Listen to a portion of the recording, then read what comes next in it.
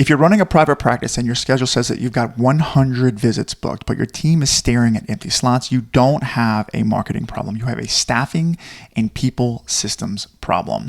Arrival rate is the scoreboard for how well your front desk and clinicians are actually running the systems without you.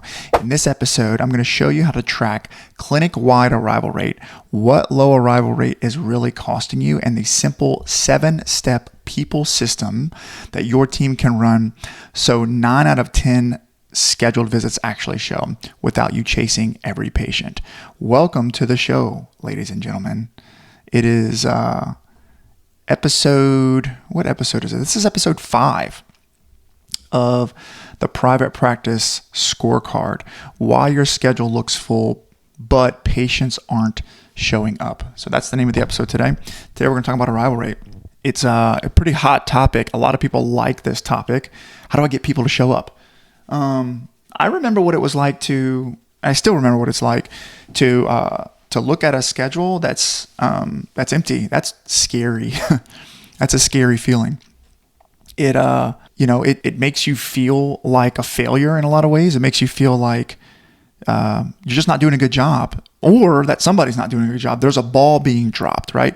If for whatever reason, when we see that schedule empty, we feel like there's a ball being dropped, and that doesn't sit right with us, especially us type A maniacs. Yeah, I'm talking to you, who want everything to be perfect and flawless, and we care about our patients, and so we want to do a good job for them. And so, today we're going to talk about arrival rate and what it is, what it isn't, and how to actually drive it up.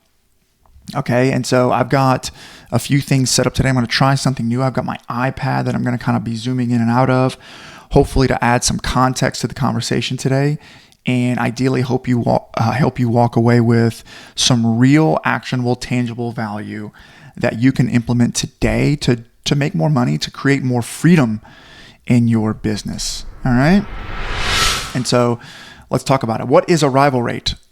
Arrival rate is the percentage of scheduled appointments that actually show and are seen inside of your practice. And so what does that mean? As an example, let's see if I can kind of throw it on the iPad today. So as an example, let's assume that you have 100 visits on the schedule, right? Let's say you have 100 visits scheduled. Okay. And let's say that 90 of them show up, right? So, we all know what it means. Like, not every single person that's scheduled is going to show up, right? People don't show for a variety of reasons. They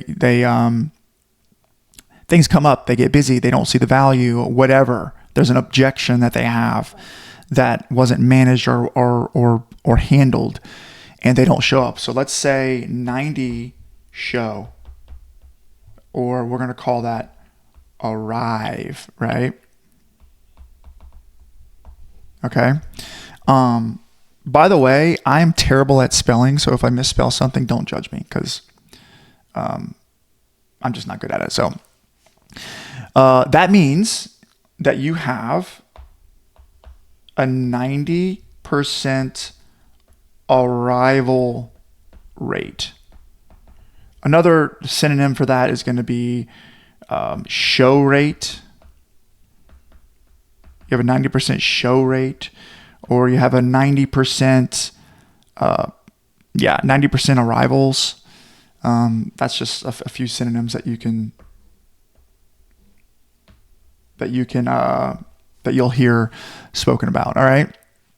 And so we choose to measure arrivals. Arrivals is what we choose to measure, as opposed to cancellations, right? Sometimes you'll hear people measure it as cancellation rate, right?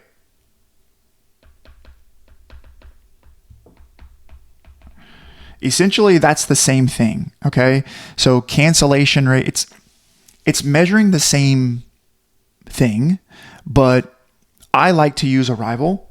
So arrival I like to use arrival over cancellation because, I don't know, it's a little bit of psychology. So arrivals tend to be positive intent. There's a positive intent. Cancellation typically has a negative intent, right? And so when arrival goes up, then we are happy, right? When cancellations go up, we are sad. And so we want to try to create this creates more alignment in my brain, right? Because I don't want to be like, hey, I don't want to try to drive a number down to make things better.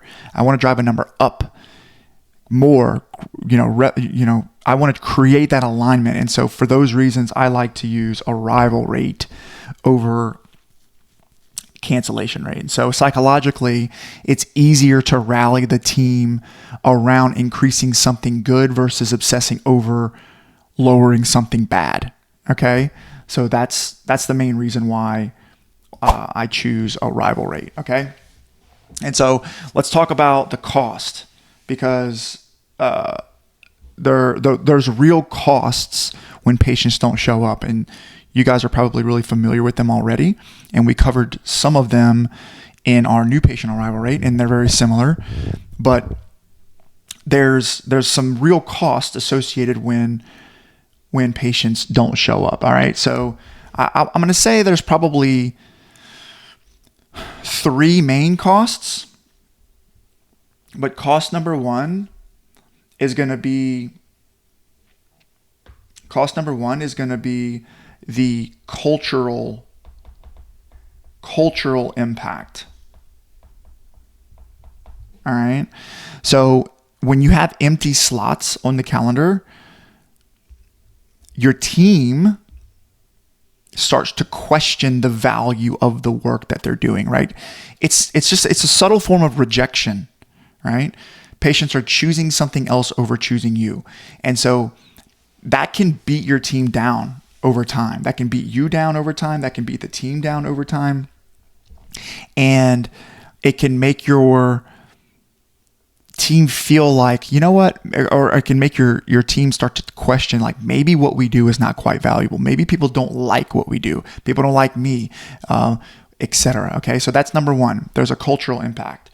Number 2 is going to be the financial impact.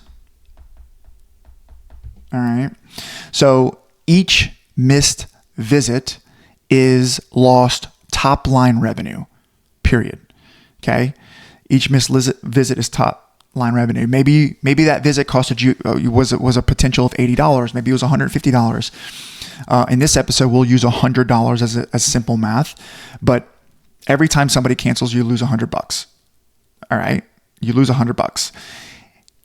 While, and here's the tough part, while your expenses stay the same. They don't go down when patients don't show. Your expenses do not go down when patients don't show, unless you have a compensation package that compensates for that. But we're going to assume that you're paying your team by the hour. You're paying them some type of salary. But your rent, your salaries, your EMR, your utilities, those expenses don't go away just because a patient doesn't show. Therefore, it starts to eat into the only line item on your P&L that it can, which is your profit margin. So it's gonna cost you profit margin and top line revenue when patients don't show. Okay, and then the third impact is going to be your clinical / reputation impact. Okay, so bottom line is, you are in this profession to get patients better, to drive clinical outcomes for your patients. And when patients don't show, they don't get better. And if they don't show enough, we all know that if they're non-compliant with their plan of care, they're not going to get the result that they need. They're not going to get the goal or the desired outcome that they're after. And they're going to eventually say, therapy doesn't work, or that practice doesn't work, which is going to hurt your word of mouth and your reputation. Okay, so you don't actually get to fulfill your purpose and your mission as a healthcare provider to providing that transformation for your patients. And so that's going to create some real impacts or some real costs for you and your team. Okay, so but you might be saying to yourself, Adam, yeah, okay, great, that's all well and good, but show me the numbers, bruh. Show me the math. Well, you came to the right place. I'm going to actually show you the math because numbers don't lie, right? And so let's show the math here. We're going to try to kind of draw it out for you. So we're going to have a few assumptions, okay? We're going to look at, let's assume that you have just across a regular visit, or a regular clinic, you're making, let's say you're scheduling 100 visits per week. Okay? You're scheduling, on average, 100 visits per week. Let's assume that's 400 visits per month. Okay? Let's say that's 1,200 visits per quarter. Okay? 1,200 visits per quarter. Let's also assume that you are generating $100 per visit. Okay? You're generating $100 per visit. And let's assume that you're spending $85,000 per quarter. All right. So there's your numbers. All right. Your fixed expense quarter over quarter are going to be roughly the same. You know, quarter one, you might be about 85. Quarter two, you might be about 90. 82. But on average, we're going to assume that your expenses are staying about the same. You're not necessarily growing. You're not shrinking. You're staying about the same. Okay. And so we're going to look at two different clinics here. Okay. Clinic A. All right.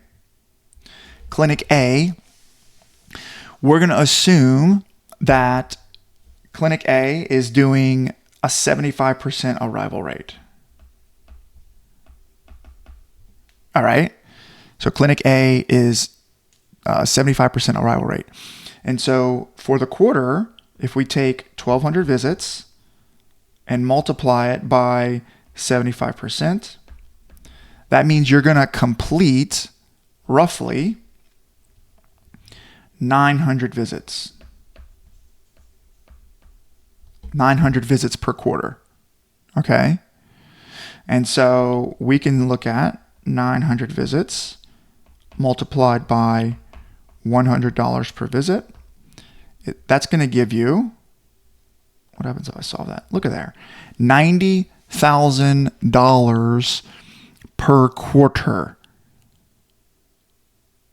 All right. So your profit, how do I calculate profit? Your profit will equal your 90,000 minus your 85,000 in expense, which will give you $5,000 in profit, which is going to give you a 6% profit margin. All right. That's where you are. And so what happens here, this is where a lot of people are at in their business right here. Or, you know, maybe it's not, typically, I'm not saying that arrivals are the only reason why margins are thin. I'm just saying it's a big reason, okay? The arrival rate in combination of some other lagging metrics are driving margins down, but we're going to assume that we're going to assume here that all of the other metrics are good. Let's say your over-the-counter collections are good.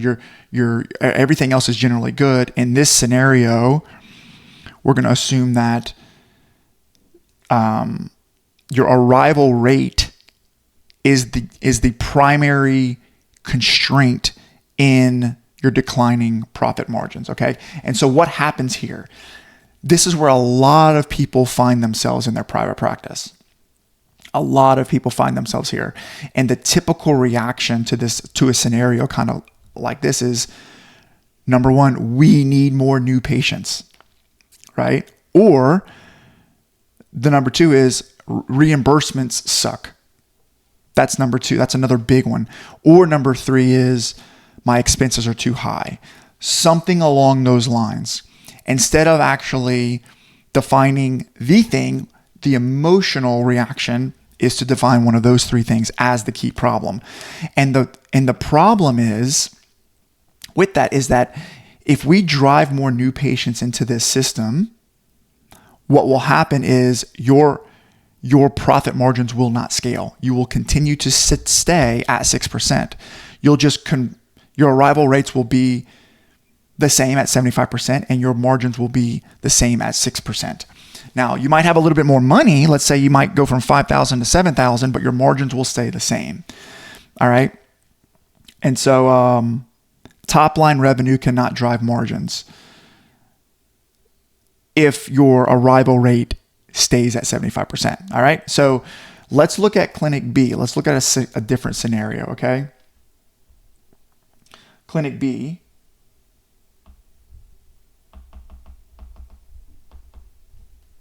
Okay. This is the good guys, right? So Clinic A is the bad guys. All right. These are the sad clinic, right? Clinic B is going to be the good guys. All right. They're doing things right. Okay. So we're going to use the same exact metrics. All right. So we're going to use, this time we're going to have a 90%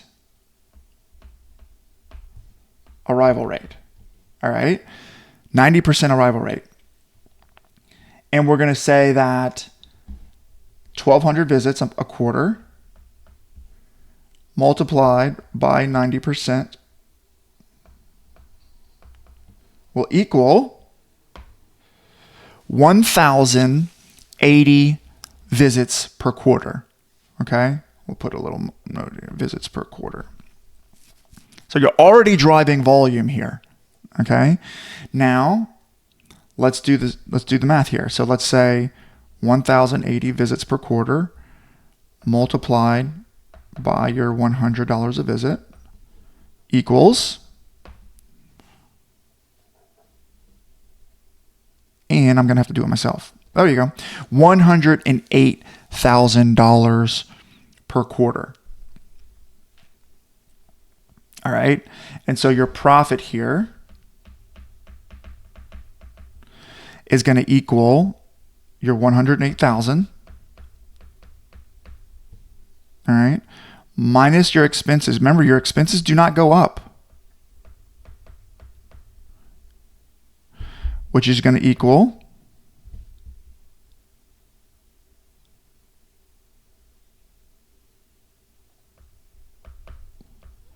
$23,000 or a 21% profit margin. All right. So you can see the difference here. This person, this owner is taking home this every quarter, 23 grand. This owner is taking over this every quarter. And you still haven't saved for taxes. You still haven't saved for those expenses, right? Like things are coming up. All right. And so the key takeaways are that this is the same schedule, right?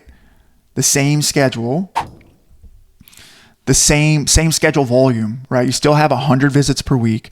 You still have the same expense lines, right? You're paying your team the same. It's the same EMR bill. It's the same marketing expense. You just have better arrival rates. And therefore you have an extra $18,000 in profit per quarter on a very tiny 100 visit per week clinic. Okay. So you might have 400 visits a week or 300 visits a week or 150 visits a week. And so you can even drive more impact here, right? So this is a very small clinic. The captured percentage will be the same, but the volume of profit dollars, the net profit dollars, will be extraordinary if your clinic is bigger than this, okay?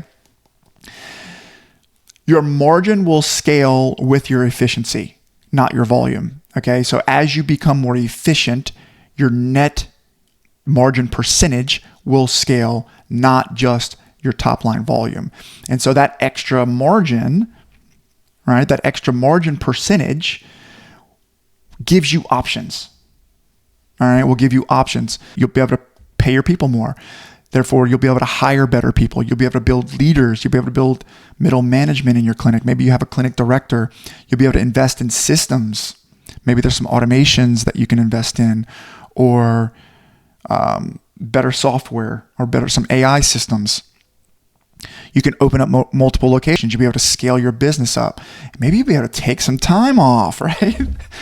But you'll be able to you'll have tools to create more leverage in the business so that you can contribute to the freedom formula, so that you can build a team and system that can run the practice without you, right? And so that's the overall mission, or that's the overall goal of being able to drive margins up. Okay. And so let's continue. How do we measure the arrival rate?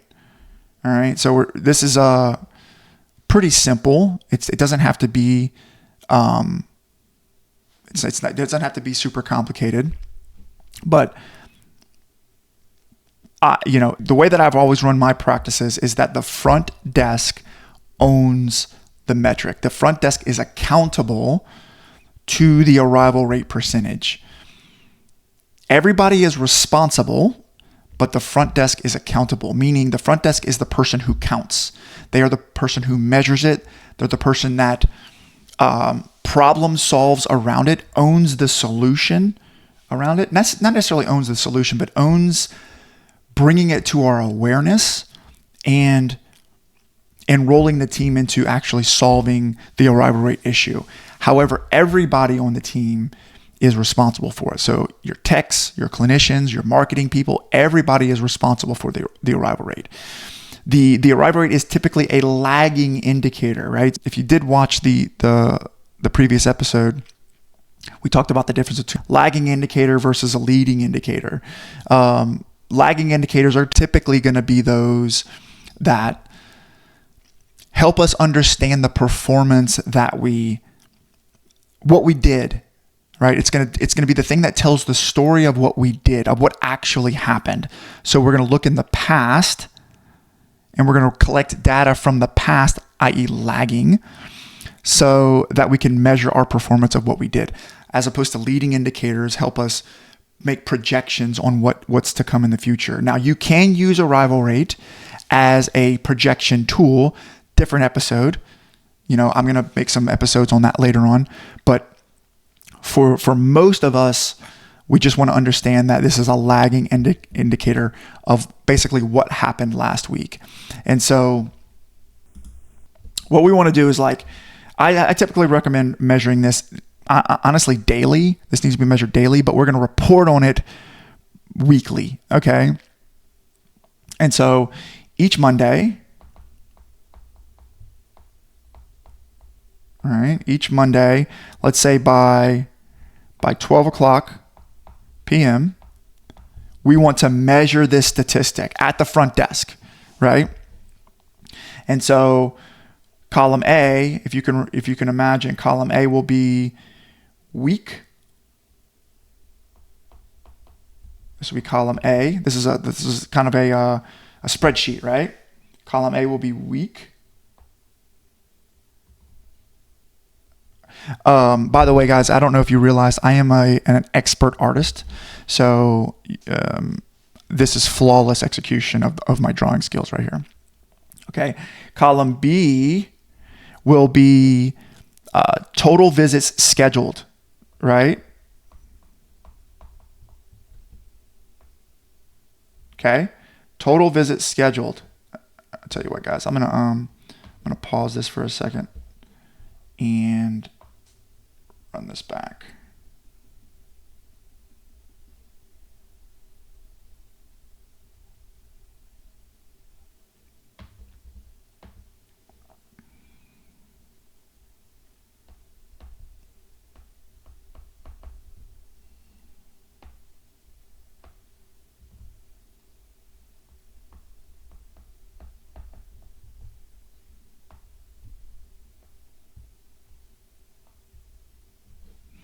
All right, we're back. Column B is total visits scheduled. And then column C is going to be arrivals, right?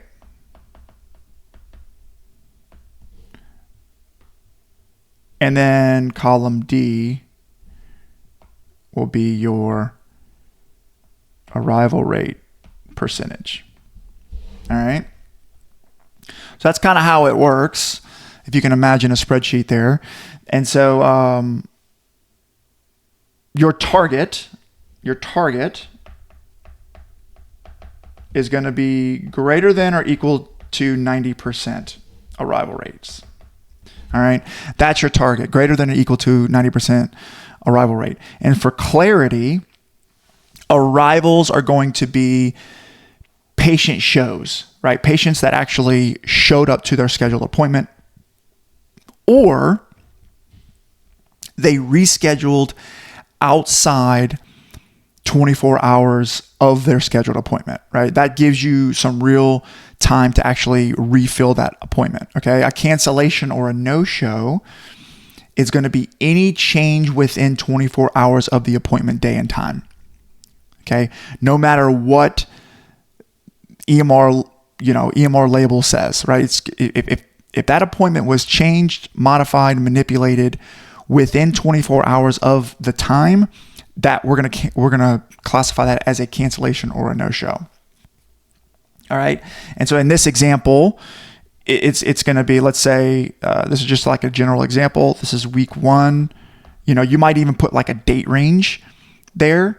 And let's say on Monday morning, your front desk is going to come in and they say, hey, we had 100 patients that we scheduled on the calendar last week. And let's say 92 of them actually showed up, 92 arrived.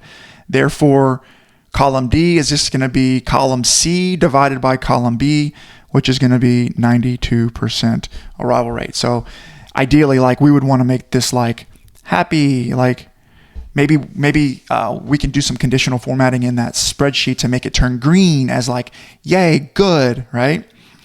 As opposed to, let's say, the next week. So week 2, we also have 100. Let's say, 82 of them showed up. There we have an 82% arrival rate. We're going to call that sad. We'll call that, like, we'll make it turn red, right? At that point, we want our front desk to be responsible for measuring that statistic, reporting that statistic, and creating a battle plan around that.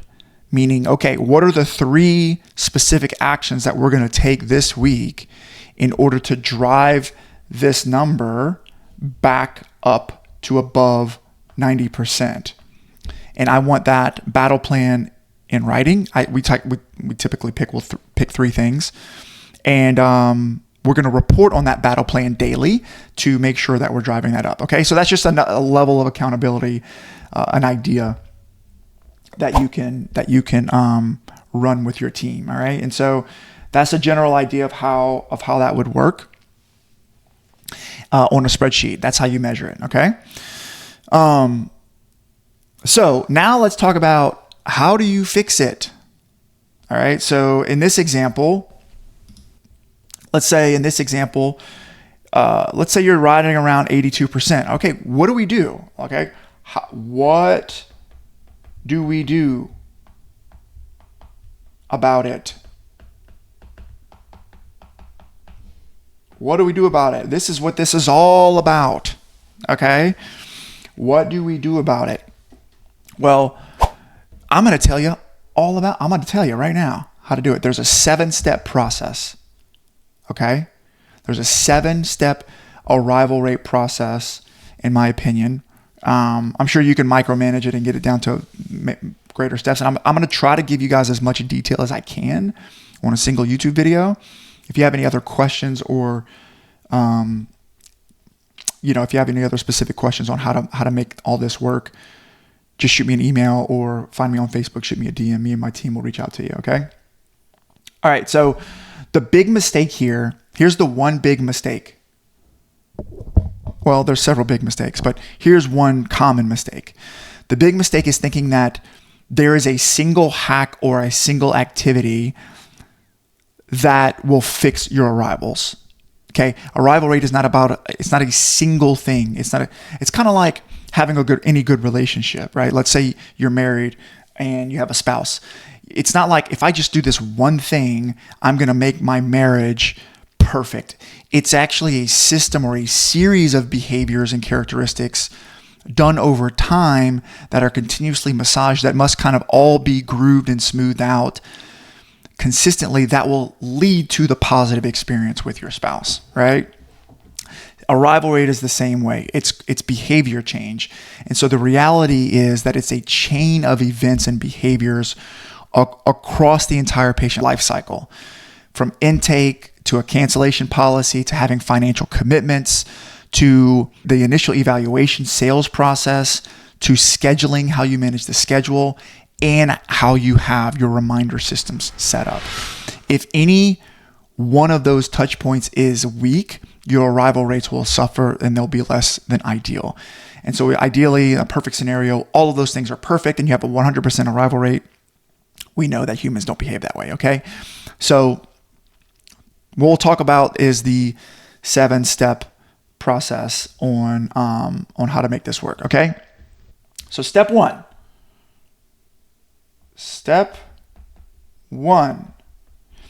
is going to be your intake process. You want to make your intake process an enrollment process, okay? Your intake process is an enrollment process. So if you remember from the previous episode, we talked about the new patient arrival rate, okay? So guess what? Your new patients arrived, okay? They're there, they're at their appointment, they showed up at their arrival time. This is where the first real touch point to managing the patient arrivals starts. It's when they show up for their initial evaluation, okay? And so the first step here is to have a really, really solid new patient intake process the day of their initial evaluation, okay? And so when that patient shows up, the first thing that we want to train our front desk is that patient is your VIP patient of the moment, okay? So we want to put the phone down, right? We want to put the reports away. Take your sticky notes, push them to the side, okay? And we want to fully be present, fully connect, and fully be ready to serve that new patient fully, right? So ideally, if you have multiple front desk people, you have somebody that's kind of off to the side and they are fully engaged with that new patient. The worst thing that we can do is just hand them the clipboard and say, fill out this paperwork, we'll call you up in a second. Very bad, okay? We want to make sure that we help that patient feel seen, help them feel heard, and that we thoroughly educate and orient our patients to the intake process, okay? It's the first real relationship moment in the new patient, in the patient life cycle, okay? And during that touch point, we should have a script. So we want to train our front desk with a simple script where we welcome them to the practice. We frame the expectations of the initial evaluation and the entire patient life cycle. We explain the entire process and we set the tone for that relationship, okay? So it's not just sign these forms, all right? We want this to be about a script. Let's do this. We're going to call this a front desk. We're going to call our front desk a patient care coordinator, okay? I.e. PCC, okay? So this is going to be PCC script for enrollment, okay? And that script, we want to actually write out the script, actually role play the script with your front desk and make that script part of the front desk training process during their onboarding and training. All right. And so when we do that really, really well, we are going to win at the intake process. Okay. And so what do we do at the script? Well, what do we do with the script? What do we educate our patients on? Well, there's a bunch of things, but there's two really, really important things that we want to that we want to discuss and review during that intake touch point. Okay. So step two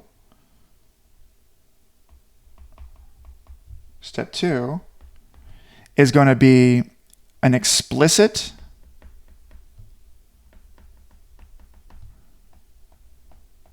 cancellation policy. Okay. With a real fee. All right. An explicit cancellation policy with a real fee. All right. And so during that intake paperwork that we all have to have our patients sign, we want to have a written, clear policy that explains what counts as a cancellation, the time frame, if they want to change or reschedule an appointment, they have to do it outside of the 24-hour window, and what the fee amount is if they do not follow the cancellation policy. Okay. I would recommend somewhere around $50 to $150. I mean, everybody's going to be a little bit different, but we want that fee to like sting a little bit. The goal isn't the fee should sting for your front desk. All right. It's enough for them to signal seriousness, but we want to be fair and clearly explain. So our goal isn't to have a cancellation fee that gets us rich, that allows us to go buy a new boat, right? The cancellation fee is not there. Ideally, we never collect the cancellation fee. The fee is there to create that financial commitment, all right? And during that intake process, we want to review the cancellation policy verbally at the intake. We definitely don't want to bury it, right? So it's not, hey, sign these papers, and they kind of find that cancellation. No, we want to stop and we want to essentially read word for word the entire cancellation policy with that patient at the window. All right. And during that cancellation policy, we say, hey, Mrs. Smith, this is our cancellation policy. Let's just, before you sit down, I'd like to review this with you. All right. So we're going to review this. Does that make sense? Okay, great. This. Does that feel fair to you, Mrs. Smith? All right. And you want to get that verbal agreement. Then before they sit, say, awesome, that completes our entire cancellation policy. Before you sit, would you mind signing this document? And this will be just, what this will represent is that you fully understand, that you've been fully thoroughly educated, and will also let the clinicians know that you've been educated on our cancellation policy. And they sign it and confirm with written signature right there before they sit down. All right. And so like I mentioned, the goal isn't to make money, but it's to create commitment and respect for the schedule. It's basically there that says like, hey, we're serious about the schedule, and we want you to be serious about the schedule too. And that's what that is there for. So your homework there is to actually write out a full cancellation policy, select the fee, create the script for your front desk to review that at the intake process. It's the first step of enrollment. All right. Our goal is to support our patients more than they've ever been supported. We want to help them feel seen, help them feel heard. We want to try to minimize the amount of inconvenience that we ask them to go through. We also want to challenge them and say, like, hey, not only do we want to support you, but we want to challenge you as well. And if you can't honor these commitments, then we're going to have some type of financial impact on that. Okay. And so the homework here is to write the policy and select the fee. Ideally, somewhere around $100. All right. ChatGPT can help you with that. All right. So that is your homework. Now let's go to step 3.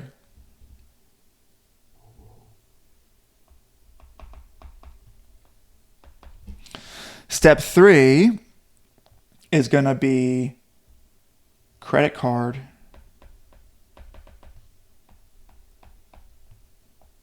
on file. Have a credit card on file with all of your patients.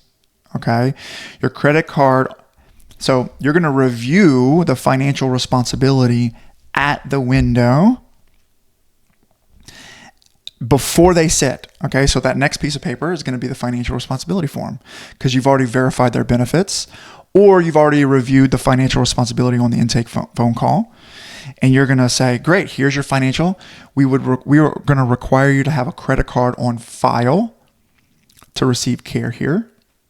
And you're going to go ahead and get that credit card, charge them for their service, and have that credit card on file.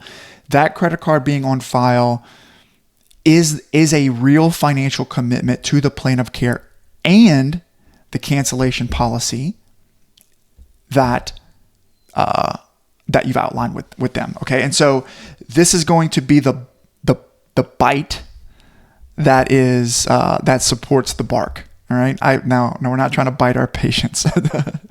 Don't get me wrong here, but we want them to know that this is actually serious. Okay. And so you can frame this. Ideally, you want to frame this as convenience for them to pay their out-of-pocket expenses. All right. Convenience for them to pay their out-of-pocket expenses. You also want to frame this as a level of accountability, right? Basically, it's like, hey, we take your time and our time very seriously, and we want this to be a fair and even exchange.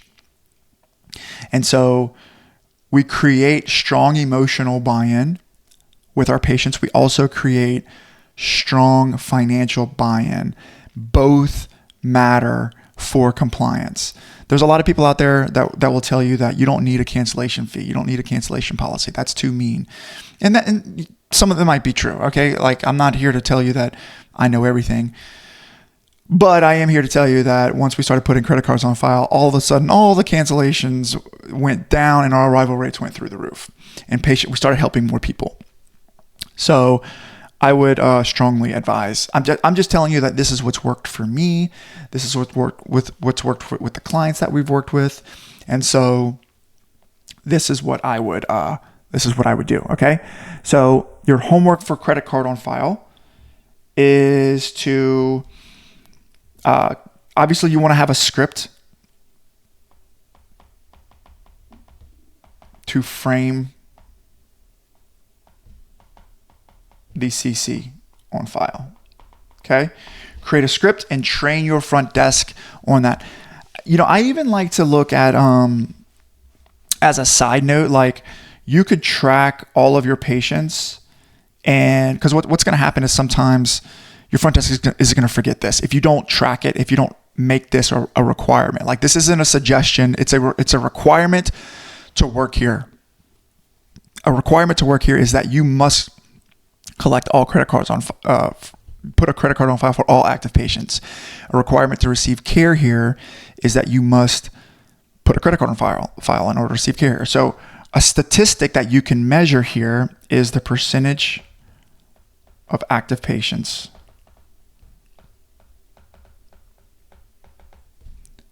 with credit card on file. Okay, so you could measure that statistic with your front desk.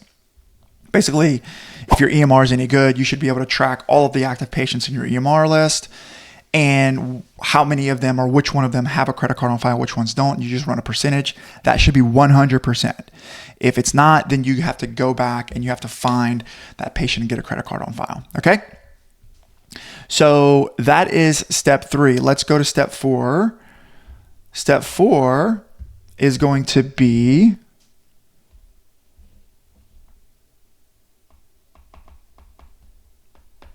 okay. So you have done the intake process. They filled out their paperwork. You've gone over the cancellation policy. You've got a credit card on file. You've done all of those things. Step 4 now is going to be time for your evaluating provider to bring that patient back into the eval room or whatever process that you have. Okay. And this is where you want to have a evaluation enrollment script. Now, I don't even script. Okay, why do we use the word script? Essentially, this is going to be clinical sales. Okay, so it's going to be clinical sales. Call it clinical. Okay, so your front desk has a sales script. Your clinicians also have a sales script. All right. And the initial evaluation, it's important to recognize that is a one-on-one sales and enrollment conversation that you're having with a patient. They're deciding if they want to spend time with you. You are enrolling them into the services that you provide. It's not just a clinical assessment. Typically, as evaluating providers, we're really good at the clinical stuff, right? We went to school for a long time for the clinical stuff. We're not really good at the sales side of it. It's not about tricking or persuading. It's about making sure that we are tying in our clinical skills to the reasons why they're there.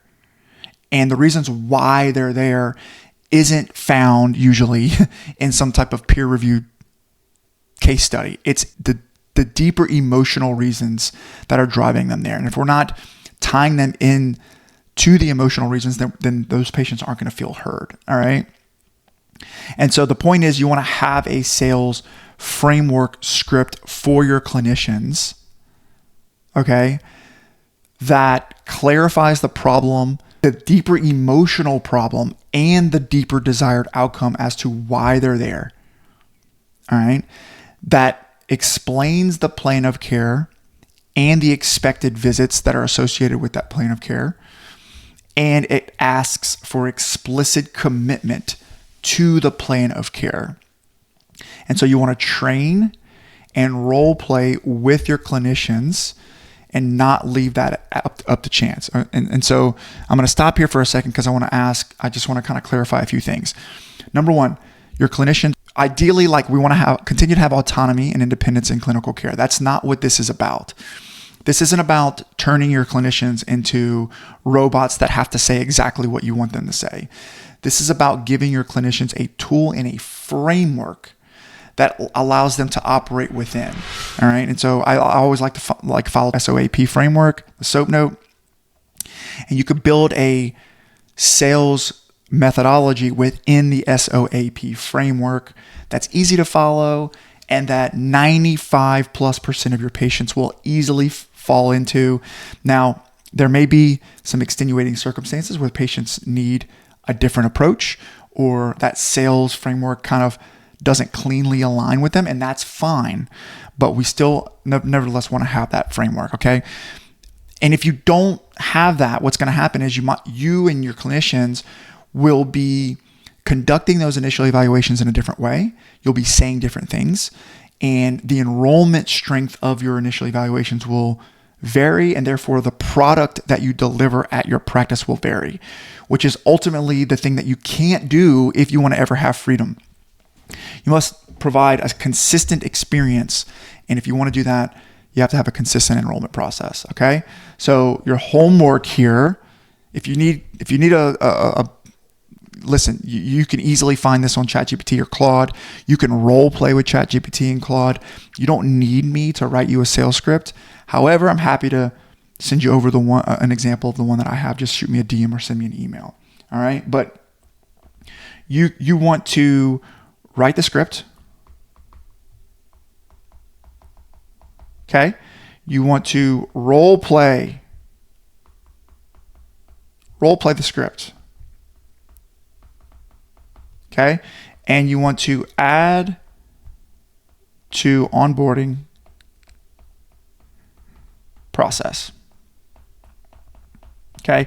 Have a process in which you have to sit down and have some type of role play, a series of role plays with any new clinician that comes into your team, and that you're role playing the initial evaluation with them so that you can ensure that you get a really great product delivery as you enroll them into the team. All right.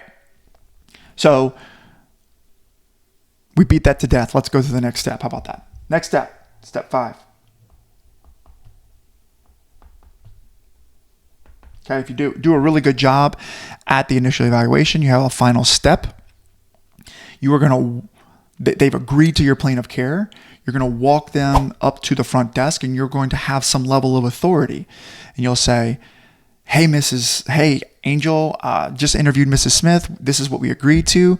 I'm going to deliver that plan of care to Angel with authority, not from a place as a leader, right? Like, you want to deliver it from a place of a leader. Like, I'm here, I've delivered, and I'm going to be the leader in this relationship. And you want to have a little bit of conviction and boldness in the way that you deliver that, so that that patient and your team can fall under your leadership. Otherwise, if it's not important to you, it's not important to them. Okay. And so during this delivery, you want to schedule the full plan of care before they leave. Okay. Schedule the full plan of care. The full plan of care. All right. That's really, really important. And so after the initial evaluation, you're gonna walk up to the front, like I mentioned. All right. Walk up to the front and walk the patient to the front desk and prescribe the full plan of care with authority. The front desk will schedule all visits in advance, not one at a time. Too many times we schedule week by week or day by day. The benefit of that is that you're going to have stronger commitment from the patient at day one, right? Not only are you committing to today, not only committing to the credit card on file, not only are you committing to the plan of care, but we're going to schedule out all of them today, and we're going to pick time and dates that are convenient for you. Also, you're going to have less overall scheduling chaos for your front desk. All right. And you want to try to create an environment where that front desk can set it and forget it as easily as possible, or as much as possible. And the best way to do that is to pre-design the ideal schedule for both you and that patient prior to getting punched in the face by life, right? Okay. And so then ultimately you'll have fewer gaps that invite cancels and no-shows. Okay. So your appointment, your homework here is to create an SOP for this. Okay. And review with your team. Okay. This is a standard of practice that we're going to start executing in our clinic. You add it to the policy and procedure manual, add it to your onboarding process, add it to your, make sure you get signature from everyone on your team that they understand and you're enrolling them into this. If you want it to be a little bit more of a, maybe a little bit more of a ninja, you could also create a sub statistic to this, right? which would be something like percentage of POCs fully scheduled. Okay. And that would be maybe like a daily or a weekly statistic where you'll look at all the plan of cares that were prescribed and what percentage of them got fully scheduled at the initial appointment. And so ideally we want that to be close to 100%. All right. And so that is how we're going to drive arrival rates up. Okay. 2 more, stick with me. So, the next step is going to be step 6.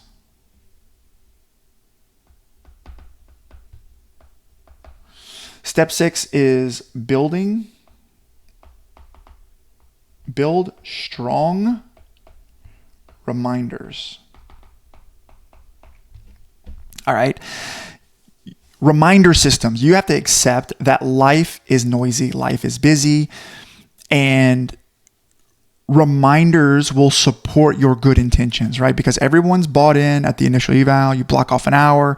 You have a second to detach from the chaos of soccer practice and this and that and putting out fires as a patient, and you're committing to this thing that's typically inconvenient, right? It's going to cost time. It's going to cost money. There's going to be travel, and it's going to be easy for other urgent things to preoccupy your judgment and to throw you off track. And the one tool that we have is to have strong reminders to remind patients of their commitment and of their priorities. And so what I like to do is at the initial evaluation, I like to print off a hard copy of the full plan of care, right? So it's like you guys have seen it. It's a calendar, and you have all the visits plotted on the calendar, and maybe over here on the column, it has like all the times and dates. And I like to print that off and hand that to the patient before they leave their first appointment.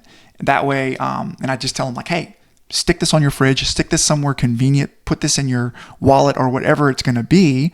So that way you have that tangible thing that you can carry with you or remind you. All right.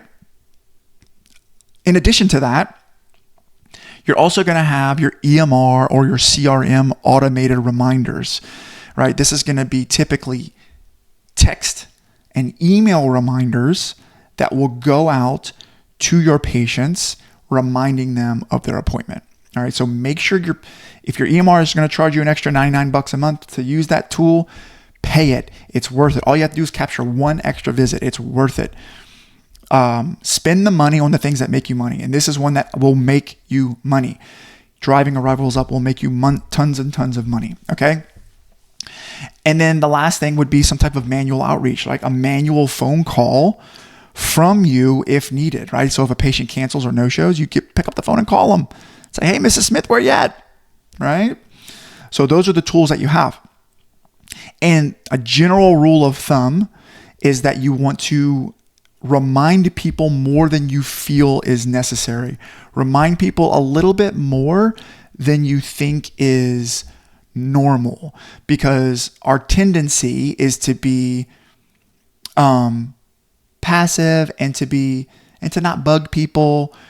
And so we typically undershoot the volume of reminders that we need to have.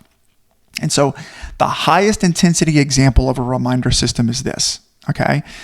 It would be 24 hours before, right? 24 hours before the appointment, they would get an email and a text. The morning of, they would get an email and a text. 4 to 6 hours before, they'd get another email and a text. 1 hour before, they'd get another email and a text. And 10 to 15 minutes before, they'd get another email and a text. That would be like an extreme example if you're like a high ticket sales, or like if you have a high-end boutique cash style practice where people are paying cash, you probably would want that level of intensity for your reminder systems. All right. And so you're going to use email and text if there's no confirmation, or if they're close to time. Let's say the appointment's here and they didn't show, you're going to pick up the phone and call them manually. But you can adjust the intensity based on your arrival rate and your patient feedback. You want to be on the edge of pleasantly persistent. Be on the edge of pleasantly persistent. We have to nudge people, right? Because remember, we're competing with TikTok and Instagram and Starbucks and McDonald's and everything else that is hard to win that game. So you have to be on the edge. You have to push people a little bit and remind them. All right.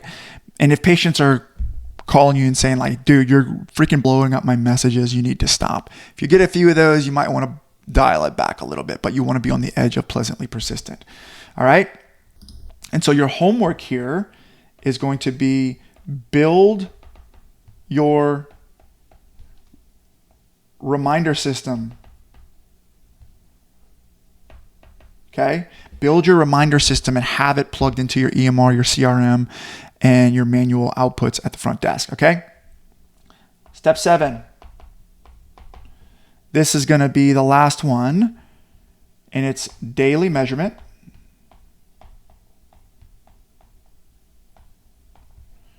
Plus ownership. Daily measurement plus ownership. All right. This is the same thing with any statistic. I kind of feel like we're going to cover this no matter what the statistic is, but your front desk should calculate the arrival rate daily. All right. And report it at least weekly. And so your metric on your scorecard should be your clinic arrival rate percentage. Your goal should be greater than or equal to 90%. And if and when that arrival rate dips, you look back at the chain, you look back at the intake policy, you look back at the credit card on file, the eval scripts, the plan of care scheduling, the reminders, and you choose 1 or 2 actions to tighten that up this week. Because what gets measured improves, and what gets measured and reported improves exponentially. And so it will reliably improve if you just measure it. Okay. So your homework here is to measure system. Okay. So you have to train your team on how to measure this, train your team on where to put this statistic, how it's reported to you. So you want to create a measure system, right? You want to create a reporting. Let's see, let me back this up. Create a reporting mechanism.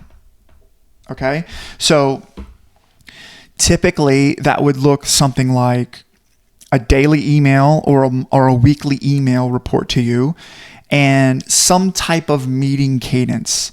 It could be weekly, it could be monthly, it could be quarterly, but have some type of person-to-person interaction. You don't have to do that every single day, but have some type of cadence. All right. And when you do get that, and then commit to an action plan.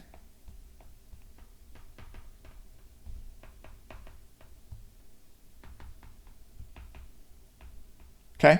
When that metric gets low, commit to an action plan, right? So I'm a big proponent of like creating a bullet pointed list of all of the possible things that you could do to drive arrival rates, and just start with brain dumping and pull them up and just go through the list and be like, let's pick 2 this week based on our metrics, based on where we're at, based on what we're seeing and seeing in our practice. Let's pick 2 things that we can do to actually drive those arrival rates up this week, right? And so that is, guys, that's how you drive arrival rates. That's how you drive arrival rates in the business. You could see that's a system, right? It's a system, and if you do all those things well, the system will treat you well, right? So if your arrival rate is living in the 70s or 80s, it's usually not just an annoying no-show issue. It's probably a staffing or a people systems problem. Your front desk isn't set it could be that your front desk isn't set up to win. Your clinicians they're not selling the plan of care, or nobody is really owning that number. And that's why you feel that the only way to fix it is to personally hover over everything. All right. And so if you want some help actually wiring something like this into your team, who owns the intake process, who explains the cancellation policy, who gets the card on file, who runs the reminder system, that's exactly the type of work that I love to do with practice owners. So you can check out the show notes and book a free staffing freedom call. On that call, I'll help you map out who on your team should own the arrival rate. We'll spot the gaps in your current intake and reminder process, and we'll decide whether you need maybe virtual admin help, if you need a stronger front desk hire, or if you need better systems for the people that you already have. So if that sounds any useful for you, click the link in the description, book your free staffing freedom call. But all of that to say, don't just blame no-shows and move on. Don't just blame the system. Don't blame things that are outside of your control. Pull all of last week's numbers, calculate your real arrival rate, and then let's build the team and the systems that keep your schedule full without you having to babysit it all. All right? All right, guys, I love you. Hope you enjoyed the episode. My name's Adam, and I'll see you on the next one. God bless.